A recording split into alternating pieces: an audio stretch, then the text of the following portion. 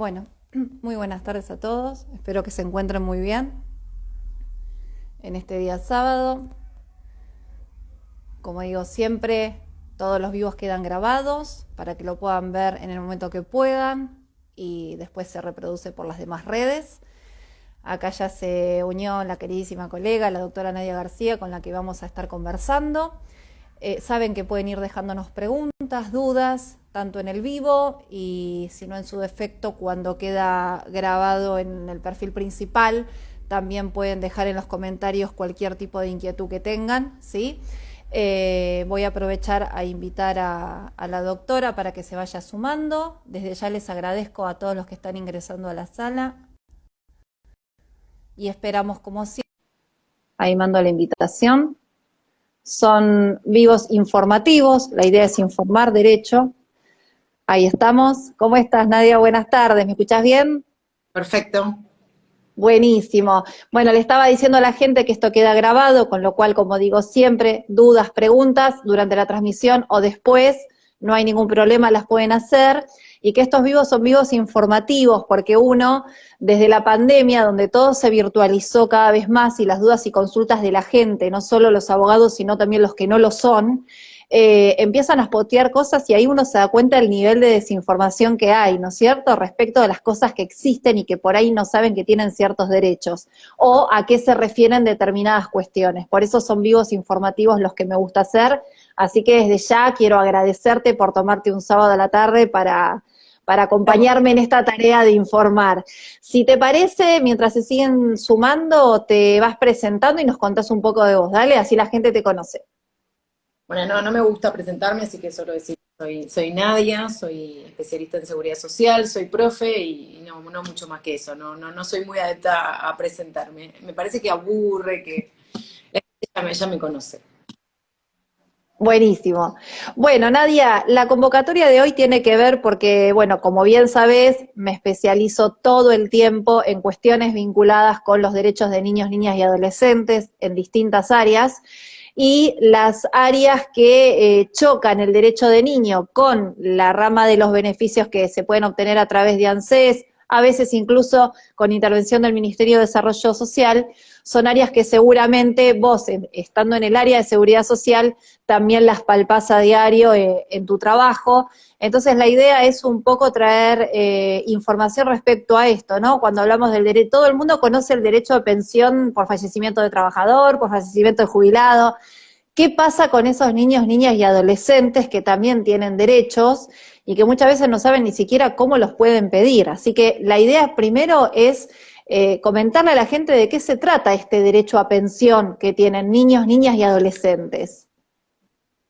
Bueno, estamos primero para ir como limitando nuestro campo de estudio, estamos dentro del sistema previsional argentino, el sistema integrado previsional argentino. Este sistema cubre las contingencias de vejez, invalidez y muerte. Nosotros hoy nos vamos a ocupar específicamente de la contingencia de muerte. También es necesario recordar que estamos en un sistema contributivo cuando hablamos de pensiones. Nosotros hoy no vamos a hacer hincapié a este requisito en particular, que va a depender de qué tipo de pensión esté hablando, sino simplemente de ese derecho a pensión. He dicho esto, que estamos ante un sistema contributivo, dejando de lado para que la gente sepa que existe un sistema no contributivo.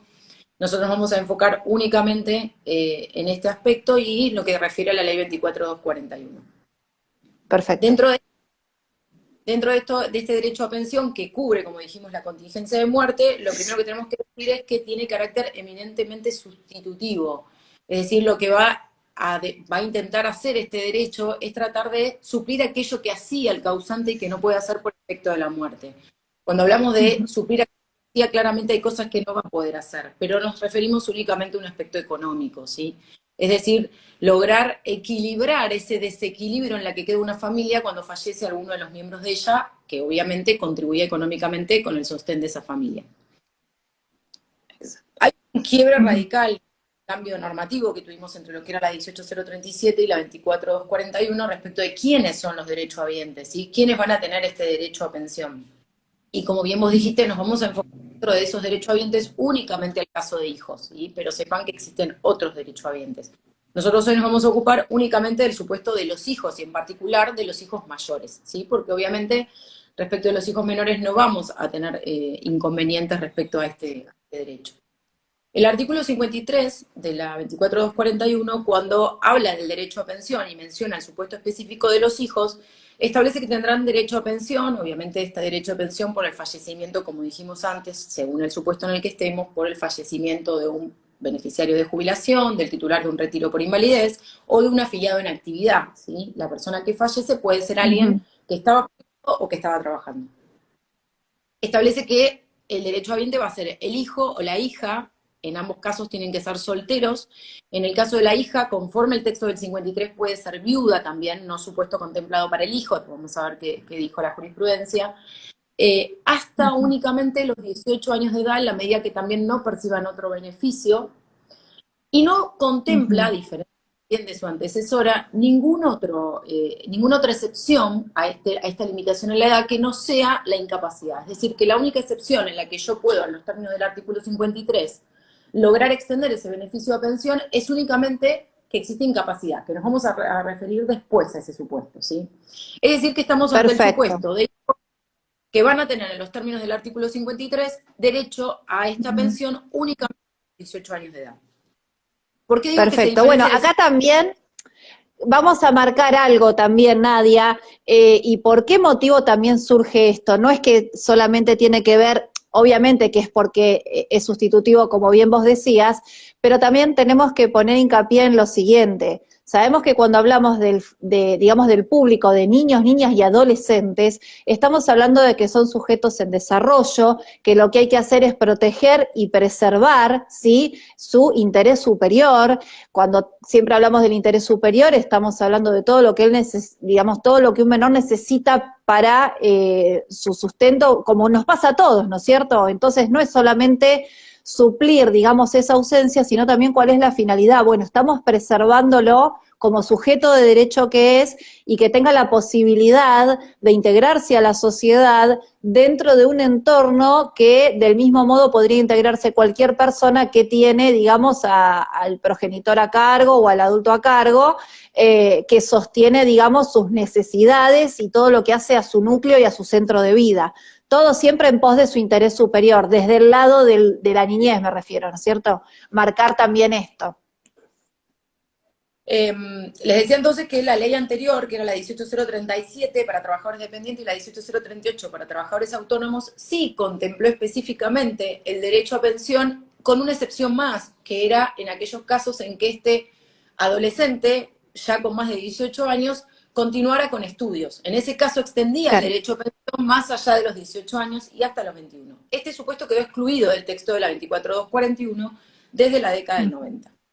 Obviamente, y en virtud de, como bien vos dijiste, el interés superior en este caso sería del adolescente, si estoy hablando de un mayor de 18 años, nosotros desde el ejercicio de la abogacía, ante los supuestos en que venía un adolescente de 18 años al cual ANSES le había denegado el beneficio o bien se lo había dejado de pagar ante la mayoría de edad, empezamos a articular una serie de defensas básicamente vinculadas en la aplicación del Código Civil y Comercial de la Nación.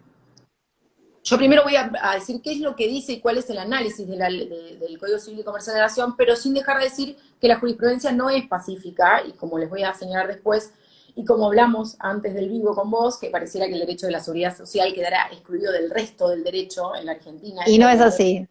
Claro, totalmente. Es integrativo y hay que tomarlo así, tal cual. Nosotros lo primero que hicimos en el estudio fue plantear la conexión inevitable que existe entre el derecho a pensión y el derecho alimentario. Y esta conexión sostenida legislativamente. Si uno mira el artículo 53, no solo observando el caso del derecho a pensión de los hijos como lo estamos haciendo ahora, sino, por ejemplo, el derecho a pensión de los cónyuges, e incluso cónyuges separados. Eso era sostenido a partir de los alimentos. Ese artículo 53 de la década del 90 se nutrió de conceptos del Código Civil de ese momento. El concepto de culpa, de cónyuge, de alimentos, era tomado del Código Civil. Entonces, del supuesto de que esta relación intrínseca que tiene el derecho a pensión con el derecho a alimentos es innegable. Partiendo de esa base, pasamos al derecho civil a analizar cuándo los progenitores tienen esta obligación alimentaria. A partir de la ley 6579, esta ley, para quienes no la recuerdan, es la ley que establece la mayoría de edad a los 18 años, ¿sí? Disminuye la mayoría de edad y la coloca en los 18 años de edad. No obstante, específicamente al modificar el Código Civil, modifica la mayoría de edad, pero mantiene la obligación alimentaria de los padres hasta los 21 años, apartándose de la mayoría de edad. A su vez, esta ley establece en el artículo 5 que toda referencia a la mayoría de edad debe ser entendida, a partir de ahora, como los 18 años, salvo en materia previsional y de seguridad social, en la que deberá seguir entendiéndose hasta los 21 años, salvo que la norma disponga una edad menor. Esa norma también nos va a traer distintas interpretaciones, obviamente, según el juez que va a interpretarlo. Tal cual. Se sanciona el Código Civil y Comercial de la Nación y va a adoptar esto, es decir, va a establecer la obligación alimentaria de los progenitores más allá de los 18 años de edad, más allá de la mayoría de edad. Claro. ¿En base a qué o fundado en qué? En que ya existía jurisprudencia que reconocía las dificultades que tenían los adolescentes para insertarse al mercado laboral. Y por ello extendía la obligación alimentaria de los padres. A partir de esto, y ya desde que se establece la mayoría de edad a los 18, la doctrina comenzó a discutir cuál era la naturaleza jurídica de esos alimentos que se debían más allá de los 18 años de edad, cuando ya había cesado la responsabilidad parental. Y acá tenemos algunos que dicen que es una especie de parentesco ampliado, puesto que sostienen que tienen las notas similitudes con los alimentos que se deben a los menores de 18. No comparto porque hay un supuesto en el que el alimentante puede exonerarse del pago de alimentos, que es demostrando que el alimentado puede procurárselo, situación que no se contempla a los 18 años. Eso te iba a decir, eso que te iba a decir, y que es súper discutible, incluso como cuando hablamos de la capacidad progresiva, y justo son dos ítems que también vienen a colación de esto, y siempre digo lo mismo.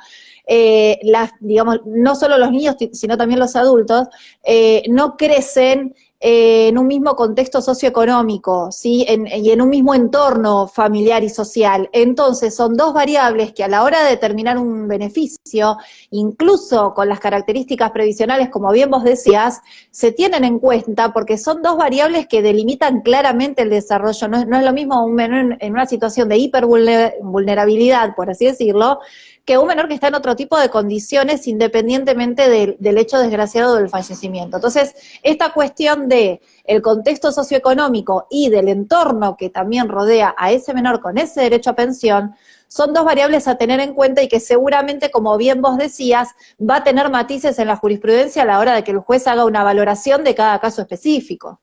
Totalmente. Para mí es fundamental, como decís después, la prueba que se produzca, es fundamental. Totalmente.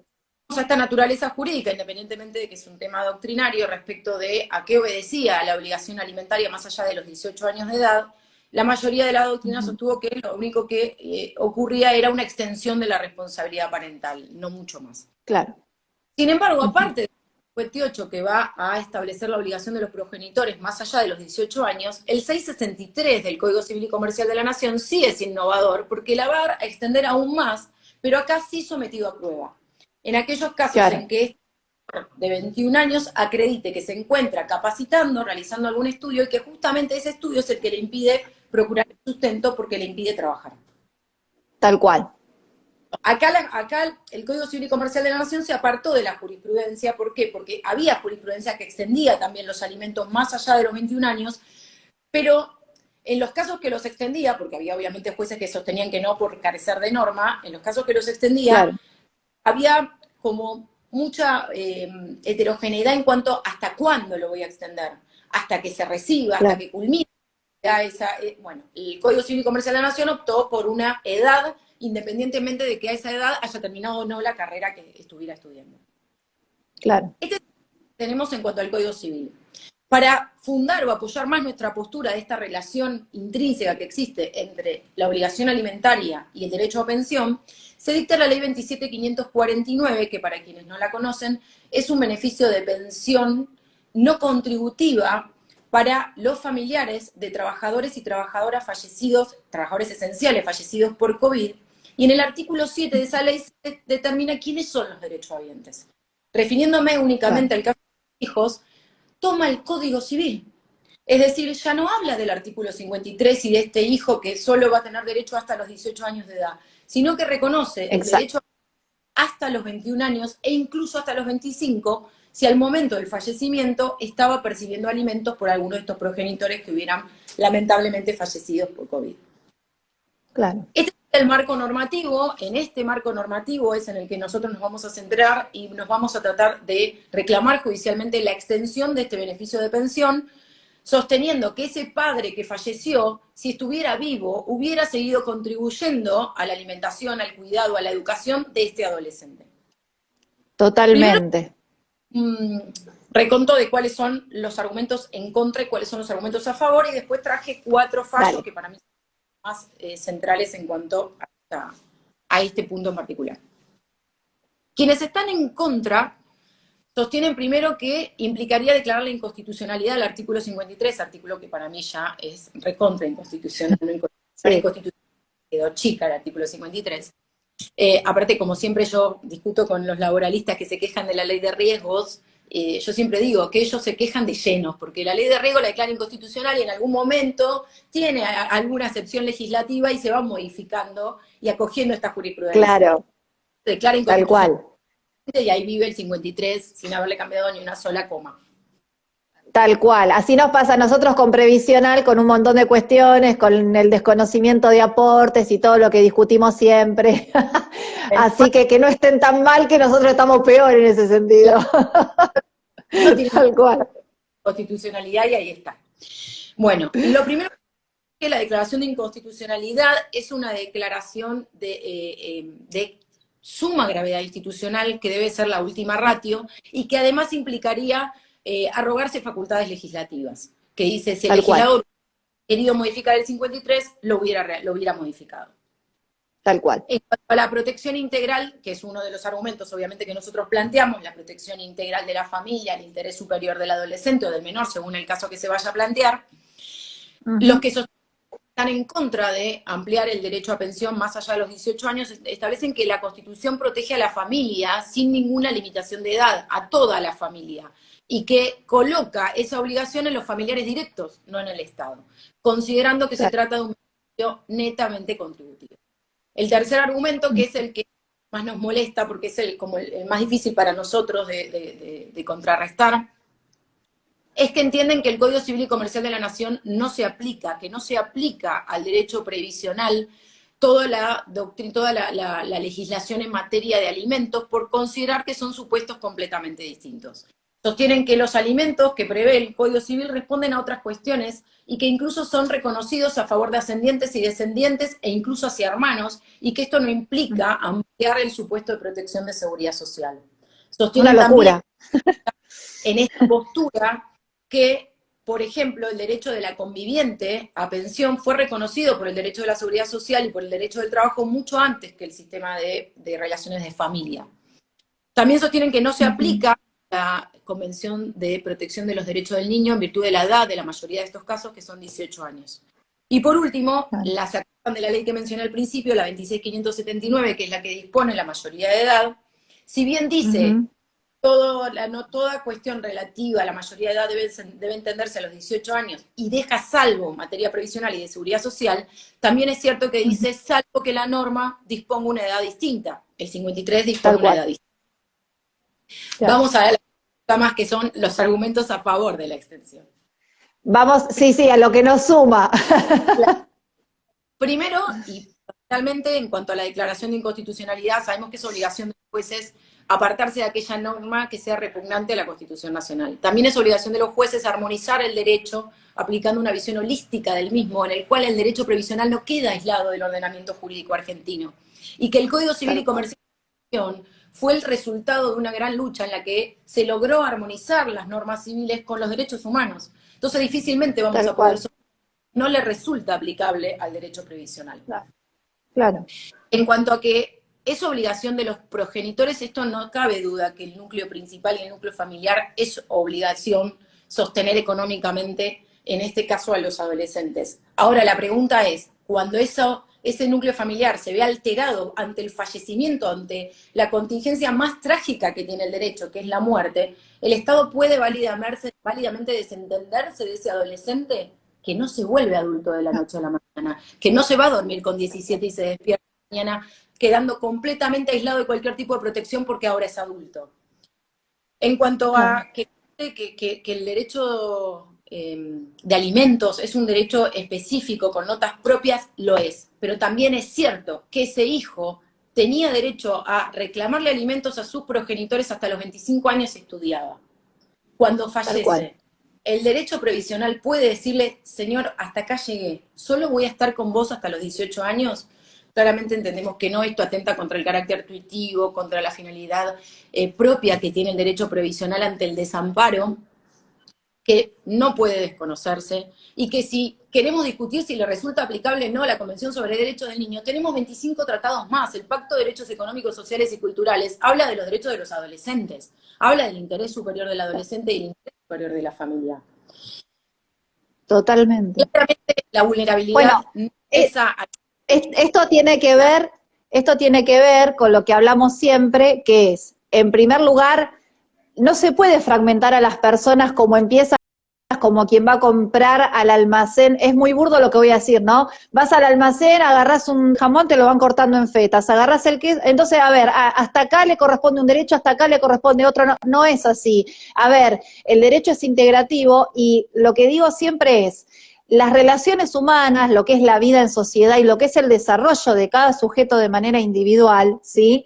Obviamente tienen un encuadre normativo. No significa que las cosas sean legales. Las cosas tienen un entorno legal de contención. Entonces, ¿a qué entorno legal de contención yo voy a acudir ante determinada situación? No me puedo quedar solamente en el conflicto en sí y en que si le cabe o no determinada horma de un zapato. Esto es otra cosa, estamos hablando de la vida misma, estamos hablando de un menor que queda totalmente desprotegido y que ahí donde a partir del enfoque normativo hay que encontrarle una vuelta, pero no encerrados en qué tipo de norma voy a aplicar. ¿Es civil? ¿Es comercial? Creo que fue un debate similar al que se armó en su momento cuando se unificó el Código Civil y Comercial. Acá quedás inmerso en la dicotomía, esta dicotomía niño-adulto, ¿no? En el que el traspaso entre niño y adulto no existe, o sea, todo queda inmerso en niño o adulto, como te dije antes, como si se fuera a dormir siendo niño y al otro día amaneciera siendo adulto. Tal Y cual. entonces, Como la película Quisiera ser grande. claro, esbozamos un ciclo de protección hasta los 18 años de edad y a la mañana siguiente, como es adulto, ya no me interesa más tu futuro, no me interesa más si lo insertarse en el mercado laboral, porque esto es una realidad. De hecho, algunos de los fallos que voy a hablar ponen estadísticas sobre los ninis y cómo le cuesta a los adolescentes insertarse al mercado laboral, de lo cual no nos podemos desinteresarnos, no podemos dejar a ese adolescente a su suerte por el hecho de considerarlo que a partir de los 18 es mayor. La adolescencia queda asignada a la nada misma, ¿sí? No existe, o es niño o es adulto. Claro, totalmente. A los fallos yo les traje aquí un poquito de lo que fue la evolución, porque bueno, a veces me dicen, pero ¿cómo puede ser que un juez diga A y después diga B? Bueno, porque los seres humanos podemos hacer una nueva relectura y es bienvenida cuando esa nueva lectura les hace quizás cambiar de opinión y ver las cosas de otra forma, ¿no? Tal cual. El primero se encuentra actualmente en la Corte a través por un recurso de queja y es García María Alejandra. Fue dictado por el juzgado 6 y confirmado por la sala 1. Se rechaza acá, era la madre quien había iniciado la acción en representación de su hija menor, solicitando que el beneficio se extienda más allá de los 18 años.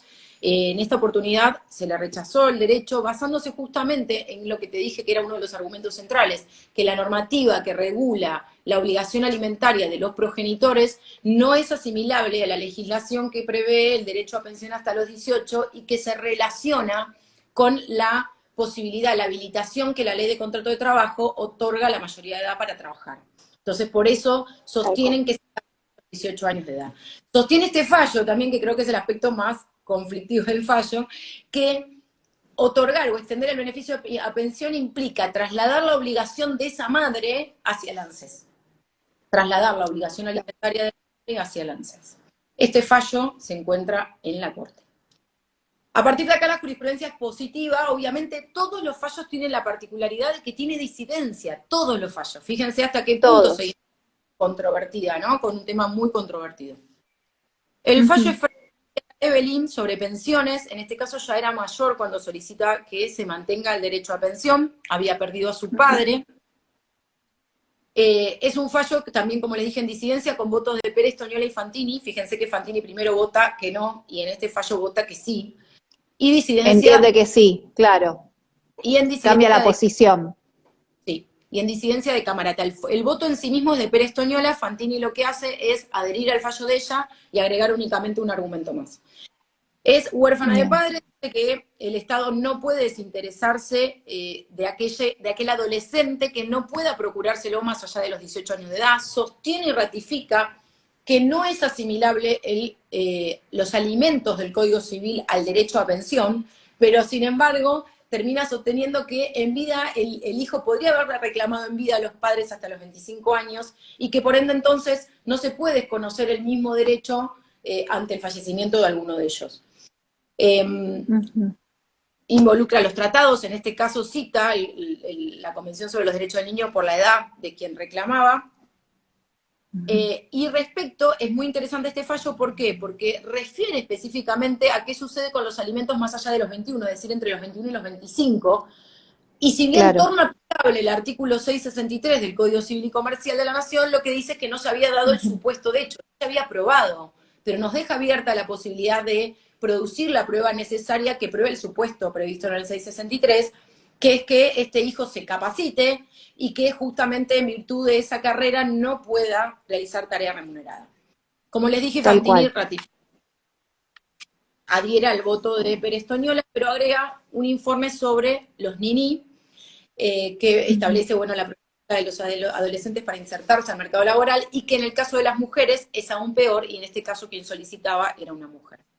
El más reciente Tal fallo cual. es Vela Sancay.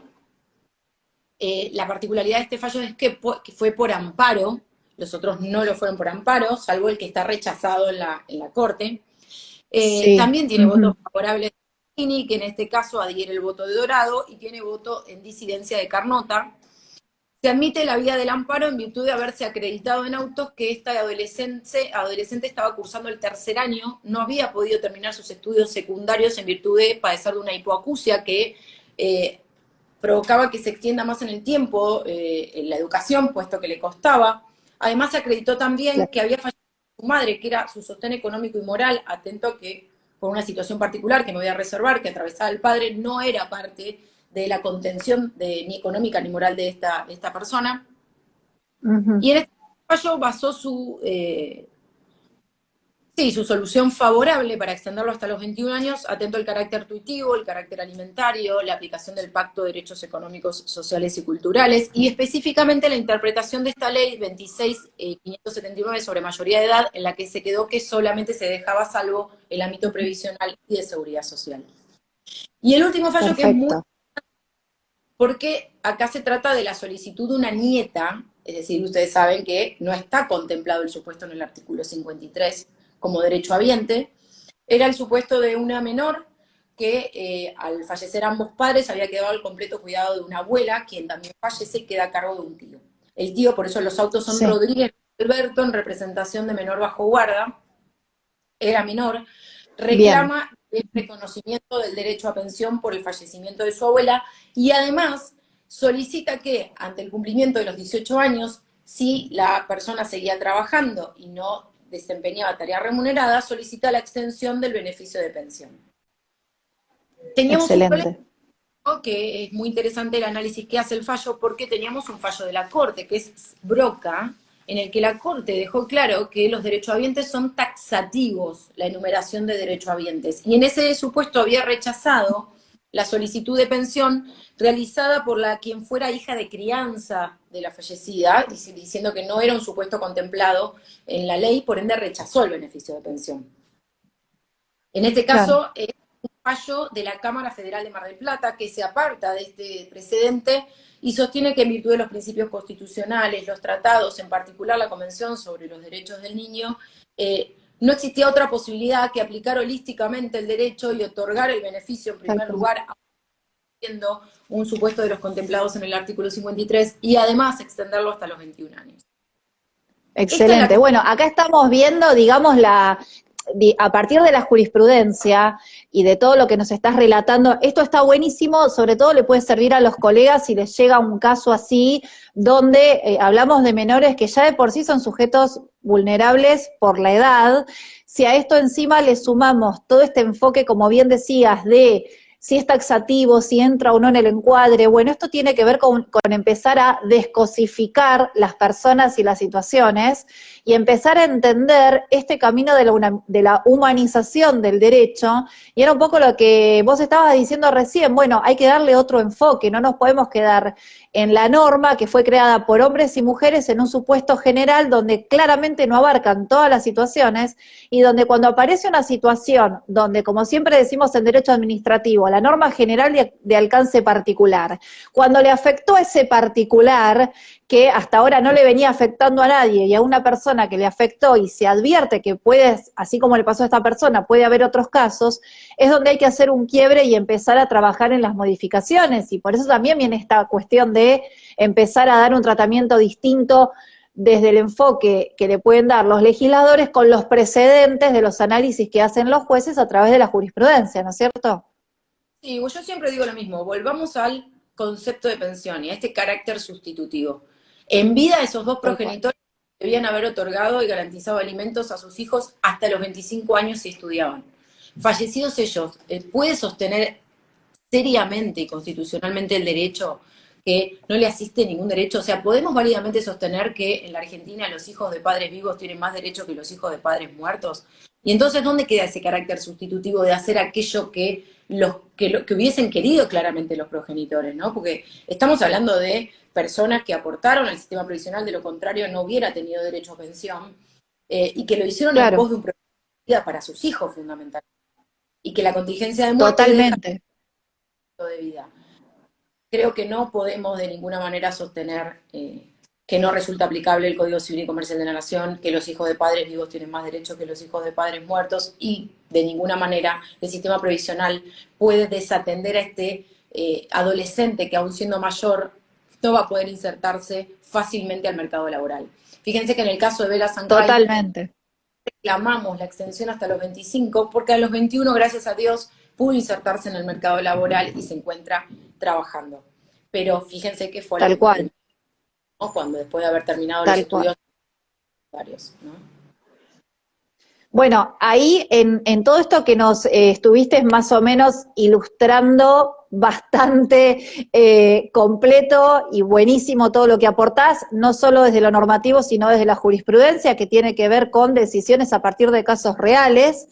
Sería interesante, digamos, ver ¿qué pasa en el caso? Porque hasta ahora estamos hablando de menores que no tienen ningún, digamos, tipo de beneficio de pensión por discapacidad. Estamos hablando de supuestos, digamos, normales y habituales. Entonces, esto también me abre la pregunta obligada, que es, bueno, ¿qué pasa entonces con los casos de los chicos que presentan alguna discapacidad? Bueno, el tema de las pensiones por discapacidad, que tienen un tratamiento distinto, porque ya la pensión viene en virtud no de un fallecimiento o todo lo que nos estuviste relatando, sino que viene a partir de un beneficio que tiene a partir de una discapacidad propia la persona.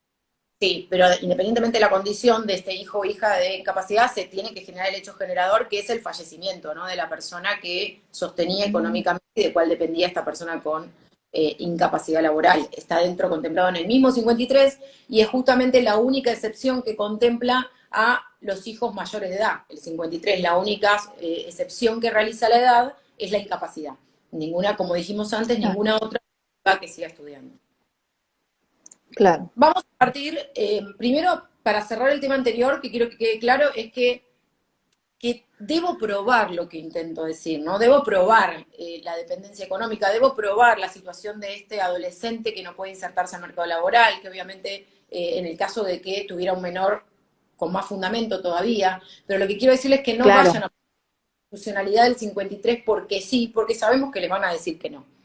Y otra cuestión, ojo con el paro, porque nosotros obtuvimos en el caso favorablemente, pero tenía dictamen del procurador en contra, o sea, para que tengan una idea, y es el único antecedente amparo, así que ojo con el amparo, si van a ir por amparo, es necesario que extremen la prueba en cuanto a la situación de vulnerabilidad en la que queda este adolescente si no cuenta con ese beneficio, ¿sí? Sea por la Tal obra cual. social, no tiene otra forma de generarse el sustento, así que es fundamental la prueba. Mm, Caso entre tal 21 y cual. 25 es completamente fundamental la prueba. Por eso difícilmente si yo presento hoy un amparo o una acción normal, una demanda normal, para que a alguien que le acaban de sacar el beneficio o que aún es menor se lo lleven hasta los 21 años, no puedo plantear ya que me lo lleven hasta los 25, porque difícilmente voy a poder probar cuál es la situación de ese adolescente entre los 21 y los 25, ¿sí? Pero sí dejarlo a salvo, ¿no? Claro, Para que luego una presentación posterior.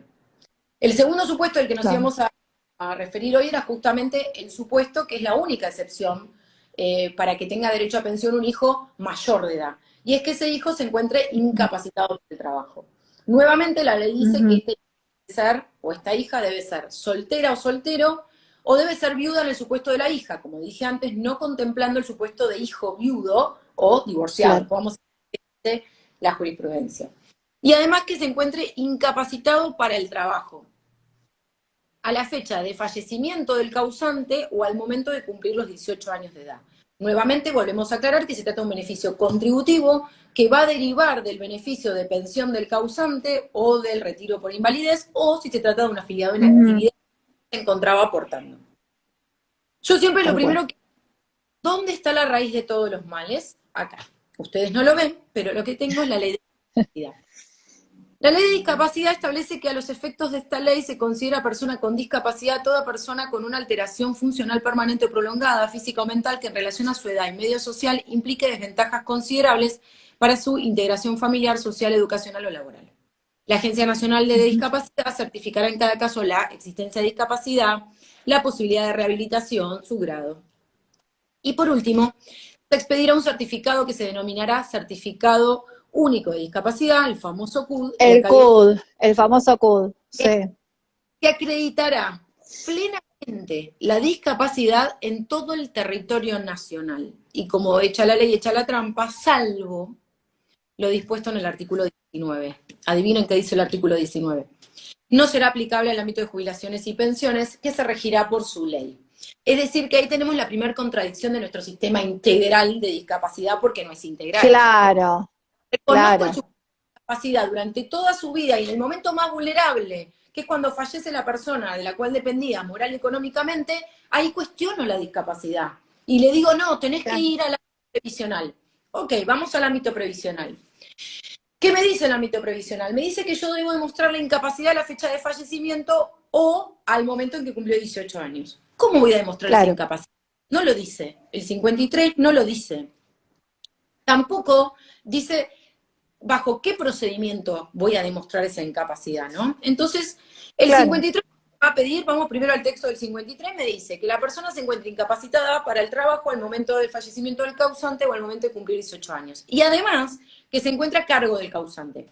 Es el decreto Claro. reglamentario, el decreto 100, si no me equivoco, 143 del 2001, quien va a decir Ujú. cuándo se va a considerar que se encuentra a cargo. Y dice que se va a considerar que se encuentra a cargo si no realiza tarea remunerada, si vive con el causante, si tiene una incapacidad física aún cuando realice tarea remunerada y cuando se encontraba a cargo completamente del cuidado del causante. Basta que se dé una sola de ellas para considerarlo a cargo. Dicho esto, entonces, acredito la incapacidad laboral y el Estado a Ujú. cargo del derecho a pensión. ¿Cómo la incapacidad? Volvemos a esto. Como les dije, el 53 no establece ningún porcentaje de incapacidad. Dice que se encuentra incapacitado para el trabajo. Fíjense que hay una diferencia Claro, fundamental entre el retiro por invalidez, para quienes no saben que requiere un 66% de incapacidad, y esta situación, tal porque en el cual. retiro por invalidez la persona es un afiliado en actividad que de golpe tiene una disminución física y va a tener que acreditar ante comisión médica la disminución física que le impide trabajar. Y eso se va a traducir en un Tal porcentaje. cual. El retiro por Tal invalidez, cual. 18 pide un 76%, haciendo referencia a una incapacidad total. El Claro. 53 no habla de una incapacidad total. No refiere ni siquiera al mismo concepto. Dice que se encuentra incapacitado para el trabajo. Tampoco la ley Claro. prevé cuestiones médicas. Si ustedes leen el 48 y el 49, que es el que establece el retiro por invalidez, y el 49 del procedimiento de comisiones médicas, habla del afiliado. El derecho habiente no es Claro, afiliado. El hijo con discapacidad no es afiliado. No surge de ninguna norma de la ley 24.241 que el hijo o la hija con incapacidad laboral deba transitar ante comisiones médicas. Por lo que nos abre un abanico de situaciones en la que yo podría probarlo de cualquier forma. Desde el lado más claro, simple, que es que hubiese estado percibiendo asignación por hijo con discapacidad. claro. Sin embargo, lo cierto es que ANSES somete a comisión médica a los hijos y a las hijas para tener derecho a el beneficio de pensión del causante, quien fuera su padre o su madre, o como Ujú, vimos también en el caso excepcional también de los abuelos, y exige el ujú. 66%, no amparándose en ninguna norma del ordenamiento jurídico. No hay ni una sola norma que establezca que el derecho habiente debe probar un 66% de incapacidad física o intelectual. Y como les dije antes, ni siquiera usa el mismo concepto, no habla de incapacidad total. Lo cierto es que Claro, ANSES, y es muy gracioso porque cuando uno ve el dictamen de la comisión médica, el dictamen de la comisión médica dice que se tiene por acreditado una incapacidad del 46% a la fecha de fallecimiento del causante. Eso nos daría por cumplido el requisito. Sin embargo, después claro. que dice, no cumplían condiciones médico-previsionales dispuestas en el artículo 53. Y yo me sigo Claro. preguntando, 53 dice eso. No, es una locura.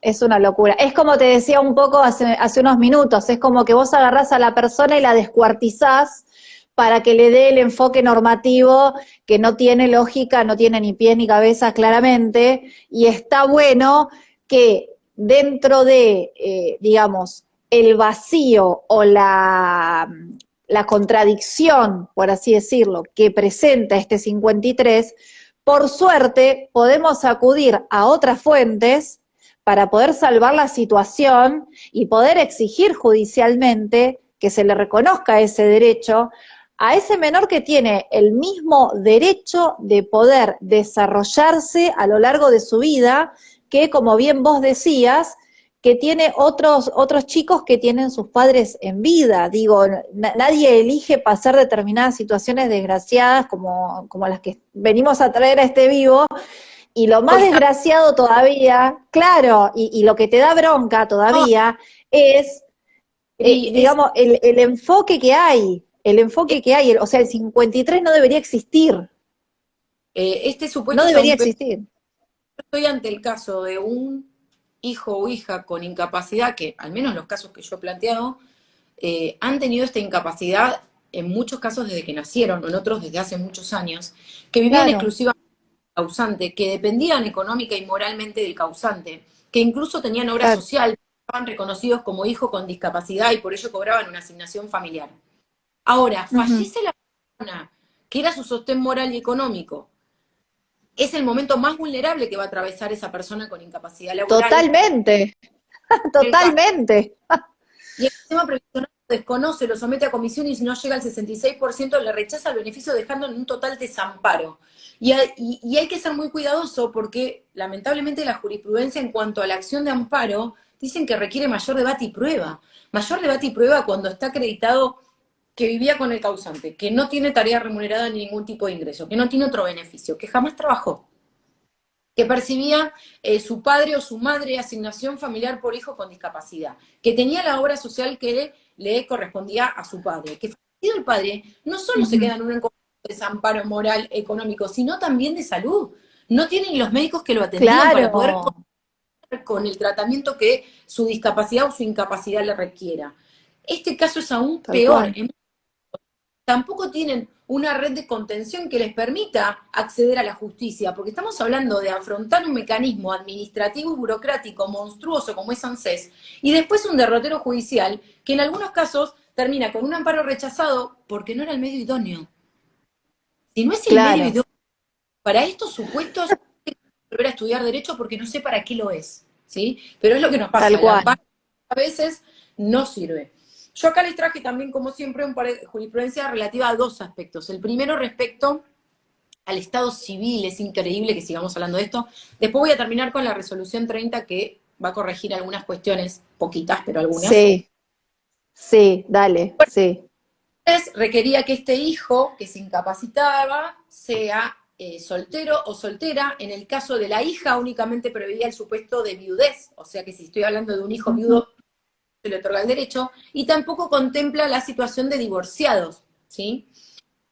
Obviamente la justicia declaró inconstitucional este aspecto, primero en un fallo AMA contra ANSES sobre reajustes que fue la Cámara Federal de Córdoba, y en el ámbito de la Cámara Federal de la Seguridad Social, los fallos son Costia y Durso, Sala 1 y Sala 2, Sala 3, perdón, respectivamente.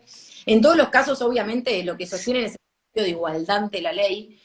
Cualquier tipo de discriminación Estado civil claramente resulta inconstitucional, no resiste ningún análisis de constitucionalidad. No resiste archivo, no resiste archivo. No. Acreditado el vínculo, acreditado la situación de incapacidad, que en estos casos encima era superior al 66%, además, obviamente corresponde el beneficio. El segundo aspecto más controvertido es cuándo voy a considerar esa incapacidad, y obviamente los casos que van a juicio son los supuestos en que no llegan al 66%, porque tenemos un sinnúmero de discapacidades, sobre todo psiquiátricas, que cuando van por comisión médica no llegan al 66%, pero les puedo asegurar que esa persona no tiene la posibilidad, a esta altura, quizás estamos hablando de una persona de 50 años que nunca trabajó, que tiene un diagnóstico de esquizofrenia, ahora laboral. Entonces, yo le traje algunos fallos acá de la interpretación que hace la jurisprudencia respecto a esta incapacidad laboral que requiere el 53. En Autos Carnevali, se trataba de un caso con certificado de discapacidad, se había solicitado una medida cautelar porque se le había dejado sin beneficio durante una feria judicial, por eso es juzgado, por eso es sala de feria el fallo. Se entiende por aquí la discapacidad con ese certificado, atento a no encontrarse controvertido ese certificado de discapacidad, y se admite la medida cautelar atento a la extrema vulnerabilidad en la que quedaría la persona sin contar con este beneficio del acceso a la obra social. El fallo San Florencia, que es de sala 1, está bueno porque dice que hay una diferencia entre la incapacidad laboral y la invalidez física, que es lo que más o menos veníamos teniendo, la diferencia entre el artículo 48 y el 53. Dice, admitiendo presente en forma de incapacidad o dolencia, dice, sino en un estado de desamparo o abandono en el que queda la persona ante el fallecimiento de quien era su sostén económico y de quien dependía para las cuestiones más elementales de la vida. Considerando la edad que tenía la persona, que en este caso tenía 71 años, que nunca había desempeñado tareas remuneradas y que vivió siempre dependiendo de sus progenitores. Claro. El fallo Díaz-Celina, también de la Sala 1, está bueno porque analiza el concepto de incapacidad del 53, también no como invalidez, sino como una limitación real a lograr el sustento por la imposibilidad cierta de reinsertarse al mercado laboral ante el fallecimiento de quien era su sostén económico. Y recientemente el fallo Jiménez, el famoso fallo Jiménez de mi amiga Juli Toyos, Jiménez Rosa Elizabeth, Cámara Federal de Salta, que fue famoso por otra cuestión, pero lo cierto es que también es un fallo sobre pensiones, acreditada la discapacidad con certificado único de discapacidad. En este caso la comisión médica había dado un porcentaje del 46,42%, entiende que tiene jerarquía invalidante en los términos del artículo 53, atento a acreditarse un porcentaje significativamente inferior, ¿sí? Pero esto es todo jurisprudencialmente. Y si bien nos alegra, cuando uno lo hace no es para alegrarse, porque estás hablando de una persona que por lo menos va a litigar, no sé en el caso de Salta, pero en el ámbito de la capital, por lo menos 5 o 6 añitos, ¿sí? 5 o 6 años, sí, tal cual. Y mientras tanto tiene que vivir y cómo vive y cómo se mantiene, y claramente ese paso del tiempo también provoca un deterioro mayor en la persona, o sea, es toda una rueda. Reconocido por todos los tratados internacionales, incluso con jerarquía constitucional, como es la protección de las personas con discapacidad, que es la autonomía. Estoy condenando a la total dependencia, no solo económica, sino moral, e incluso lograr que alguien atienda esto, porque no es fácil llevar adelante estos juicios por más de 5 años. Lo último que voy a decir, órdenes de terminar en 1 hora, mira, me quedan 10 minutos, lo último que me voy a referir es una resolución. Es muy importante, que es la resolución 30 del 21 de la Secretaría de Seguridad Social. Sí. Va a establecer varias cuestiones. La primera y fundamental, que era algo que nos pasaba, que era que cuando teníamos probada ya la incapacidad, todo, es más, teníamos un beneficiario de un retiro por invalidez, el supuesto que yo voy a comentar, tiene una incapacidad del 98%. Quienes tramitan comisión médica saben que para que una comisión médica te dé el 98%, es seria la situación, ¿sí? Tenía una incapacidad del 98%, percibía un retiro por invalidez, porque había trabajado en la solidaria, el estudio le había hecho el retiro por invalidez. La verdad es que la suma supera en muy poquito el haber garantizado. Fallece su padre con quien vivía, y obviamente quien era sostén, porque con esa suma no vivía. Se solicita el beneficio de pensión y ANSES lo rechaza diciendo que tiene que optar. Desde antes de esta resolución sosteníamos que no existía eso en el derecho, pero fue muy importante que la Secretaría lo diga, porque ante la invocación de esta norma, ANSES, mediante un recurso de reconsideración, ordenó que se otorgue el beneficio. ¿Qué establece este artículo 1? La compatibilidad absoluta entre los dos beneficios de pensión de padres, es decir, la persona con discapacidad, incapacitado para el trabajo, puede lograr el beneficio de ambos padres, y que además esos dos beneficios sean compatibles con cualquier otro beneficio a que él tuviera derecho en virtud de las normas. Un retiro por invalidez, cualquier otro. Tal cual. La segunda, que implica, fíjense que esto pasa solo en el derecho previsional, implica una modificación al artículo 53, que es adoptar la jurisprudencia en materia de hijo viudo o hijos e hijas para la obtención del beneficio de pensión. Obviamente establece que no podía considerarse taxativo y que por ende se entienden incorporados en el artículo 53, obviamente, probando los otros extremos, incapacidad o cargo, los hijos que estuvieran divorciados o, en caso del hijo, también viudo. El artículo 3 va a hablar sobre el estado a cargo. ¿Se acuerdan de ese estado a cargo que dispone el 143 del 2001? Y va a hacer una excepción diciendo que la forma de probar el estado a cargo es meramente enunciativa, es decir, no se abre un abanico más, que es lo que sosteníamos siempre y que vos dijiste también, que es atender a la situación particular de cada persona. Que ese estado a cargo no puede estar escrito, sino que es posibilidad de los abogados demostrar que en el supuesto en particular esa persona se encontraba a cargo del causante. Que es aplicable, claro, que es aplicable a ese caso particular y por ende le cabe el beneficio. Sí. El artículo 4 va a establecer también que cuando la persona perciba programas sociales, incluyendo el monotributo social, cualquier tipo de prestación remunerativa, esta no se va a considerar para ser utilizada como para desvirtuar el estado a cargo, ¿sí? Que esos ingresos que percibe la persona no pueden ser considerados para desvirtuar el estado a cargo. No son una barrera, digamos. Exactamente, que es parte del anterior, digamos, ¿no? Que el estado a cargo de cada supuesto. Pero está bueno que la norma diga el caso del monotributo social, los programas sociales, los programas de capacitación y empleo, cualquier ayuda económica mensual no remunerativa por el desempeño de talleres protegidos y subsidios por desempleo no podrá considerarse como integrando el estado a cargo del decreto 143. El artículo 5 es el que, les diría que sí, el 5 es el que más ruido me hace. El artículo 5 se refiere a que dice, aclárese que se exime de la intervención de las comisiones médicas, que esto para mí es sumamente importante, no pasar por comisión médica por el tiempo que demora y porque sabemos a qué nos enfrentamos, para determinar el grado de incapacidad a efectos de determinar el derecho a una prestación previsional, cuando la sentencia que declara la incapacidad en los términos del artículo 37 reconoce que la patología que dio origen es anterior o contemporánea al hecho generador del beneficio. Dos cuestiones. El artículo 37, que establece que la sentencia deberá indicar cuál es la patología, la rehabilitación, no indica porcentaje de incapacidad. Entonces eso nos vuelve a traer el hecho de lo que sostenía que seguimos. Fíjense que ahora directamente la norma está dando un supuesto en el que no va a requerir porcentaje de incapacidad. Si yo tengo una sentencia dictada en los términos del artículo 37 del Código Civil y Comercial de la Nación, esa sentencia es válida para solicitar el beneficio de pensión y ANSES no me debiera hacer transitar por comisión médica. Pero no tengo. Y fíjate que están acudiendo al Código Civil y Comercial, que era lo que decíamos antes, porque no les queda otra, es así, es así. Y esto, ustedes leen el 37 del Código Civil y Comercial de la Nación, no prevé que la sentencia indique porcentaje, ¿sí? Entonces, claro. ¿Cuál es la pregunta? Entonces, ¿no vamos a requerir porcentaje en ese supuesto? Y la segunda cuestión, ¿se acuerdan que el 53 decía que yo debía probar la incapacidad laboral a la fecha de fallecimiento del causante o al momento en que cumplió 18 años? A esos dos momentos yo debo demostrar la incapacidad. Sin embargo, no dice eso el artículo. Dice que reconozca que la patología que dio origen es anterior o concomitante al hecho generador, o sea, al momento del fallecimiento o en algún momento antes. pero no al momento de los 18 Claro, años, o necesariamente al momento de los 18 años.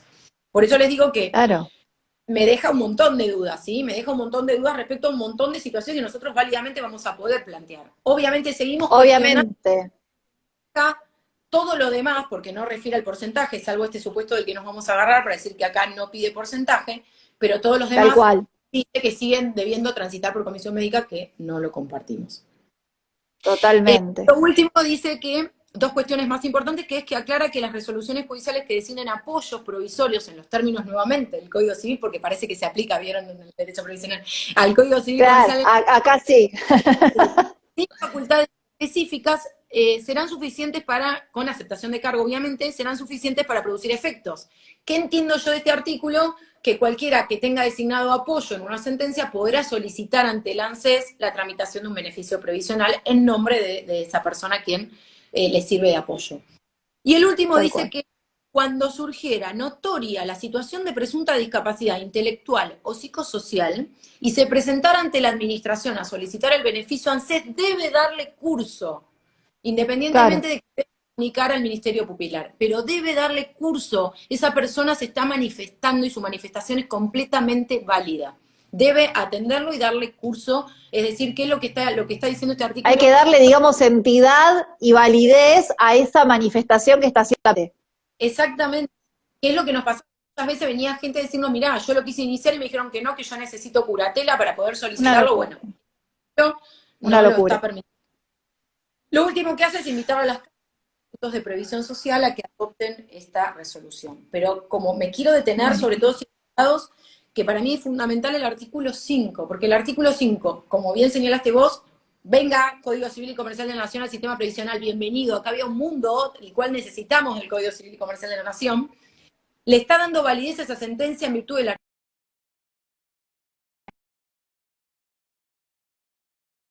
y será válida y no tendrá que pasar por comisión médica. Eso para sí. mí es fundamental la resolución. Y después, en cuanto al momento, ya estamos faltando 5 minutos, Tal cual. dije que terminé en una hora. Está buenísimo, sí, ya lo vamos a ir guardando. Lo que sí es importante, el mensaje que queremos dar con todo esto que está comentando Nadia, es esto de que no todo empieza y termina en el derecho previsional. Hay que acudir a otras normas, hay que acudir a la jurisprudencia, hay que darse el permiso de cuestionar la norma cuando consideramos que no es aplicable al caso, y si no hay precedente, como digo siempre, nosotros podemos ser precedente. Entonces, es importante darse ese permiso de cuestionar, de buscar lo ilógico de esa norma que no es aplicable para que la persona pueda tener el beneficio que le corresponde, y más si estamos hablando en materia de niños, niñas y adolescentes, que es un sector hiper vulnerable por un montón de cuestiones, pero la primera es por razón de edad. Si encima fallece la persona, está en una situación de vulnerabilidad, y como digo siempre, y que ya lo dije antes y lo vuelvo a repetir, es el tema de tener en cuenta el entorno familiar, el contexto socioeconómico, y no es lo mismo la realidad de cada familia y de cada niño como sujeto de derecho. Así que dense el permiso de debatir y cuestionar todo, porque nosotros somos, como operadores de justicia, somos generadores de cambio en el sistema también, a partir de los cuestionamientos que hacemos. Así que te reagradezco. Es la famosa visión holística del derecho, ¿no? El derecho es uno solo y cuando hablamos de derecho es buscarlo en donde esté, ¿no? No es derecho previsional, es derecho de la seguridad social, es derecho civil, Tal el derecho cual, es el uno solo. derecho es integrativo. Bueno, acá te están tirando flores por todos lados, a vos, algunos a mí, otros a vos, no importa. Acá lo importante es informar, que les llegue la información, que sepan de derecho, que sepan que tienen estos derechos y que acudan a un profesional ante una simple negativa, porque seguramente vamos a encontrarle una vuelta. Yo voy a cerrar este vivo porque no quiero perderlo, quiero que quede guardado, y que por favor cualquier duda que tengan nos escriban, nos pregunten, que para eso estamos. Te mando un abrazo. Están a disposición los fallos para el que te los pida y obviamente quedo a disposición gracias a vos y bueno, y gracias a todos los que un sábado a la tarde deciden dedicarse a escuchar sobre el derecho a pensión. Tal cual, te mando un abrazo enorme y te agradezco muchísimo por tu exposición, Nadia. Un abrazo. Chao, chao.